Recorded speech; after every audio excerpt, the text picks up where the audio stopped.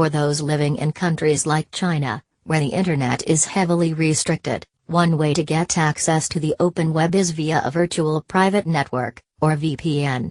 These help obscure who you are and where on the internet you are going. There are catches, though. You often have to pay to use a good VPN.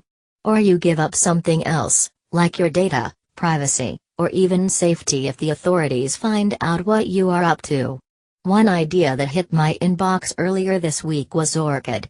Orchid is a system that gets people to share their own internet bandwidth in order to create one big decentralized VPN service, which people in restrictive countries can use. Or indeed, people who just want to browse the web anonymously. Why would you do such a thing? Because you will get paid. Sort of. Credibility in return for a slice of your bandwidth. You will receive a new cryptocurrency, the Orchid token, that might be worth something, someday. Hard emphasis on might and someday. What they will be worth in the future, I do not know, says Stephen Waterhouse, chief executive and co-founder of Orchid. I'm not in the business of making forward projections. But we've sold rights to these tokens to investors in Silicon Valley, Europe, and Asia. We will be selling more rights very soon, and sometime in 2018 we'll be doing a public token sale. What that means is Orchid tokens do not yet have a tangible value, but investors, including the extremely well-regarded venture capital firm Andreessen Horowitz, have backed their future value with real money, to the tune of $4.7 million, £3.5 million. It is just one of a number of new cryptocurrencies that are popping up, modeled on the success of Bitcoin. Some show promise, but collectively they come with a warning: you might lose everything you put in. What I would ask people to look at is the credibility of our team and the credibility of our advisors, says Mr. Waterhouse. We're very mission-oriented, we've had great careers in this space and a lot of experience.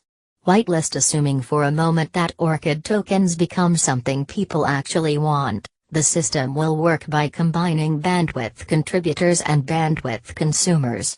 A contributor would be someone in, for example, London, who wants to earn some tokens by connecting his computer up and sharing out his internet connection so it can be used as part of the Orchid VPN.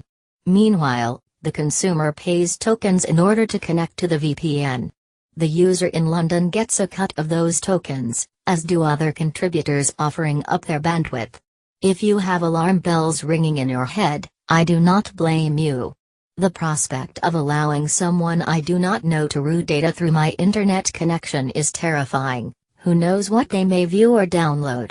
But Mr. Waterhouse said they have built-in safeguards against abuse. You might say, hey, I'm willing to access Wikipedia or Twitter for people in China, but I don't really want to access some of these dodgy things. I can change what I am going to allow people to access. They can go to Wikipedia, but not something else. Those whitelists are things that you can create, or you can subscribe to one that the community creates. Or, Mr. Whitehouse adds, you could take the opposite approach. You could say, yeah, do whatever you want, and you might get paid more for that.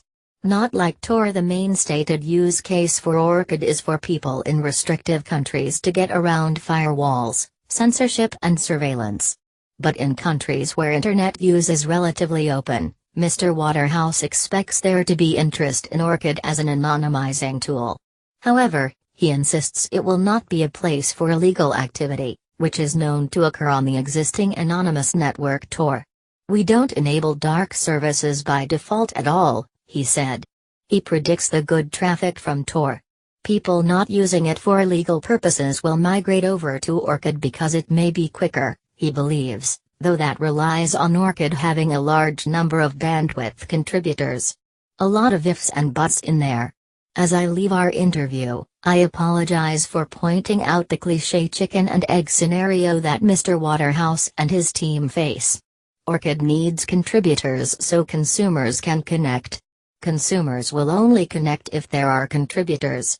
And all of it relies on the Orchid token being worth something, when right now its dollar value is precisely nothing.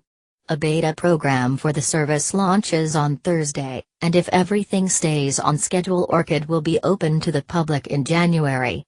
Mr. Waterhouse says he will quickly put many current VPN services out of business, but that remains to be seen.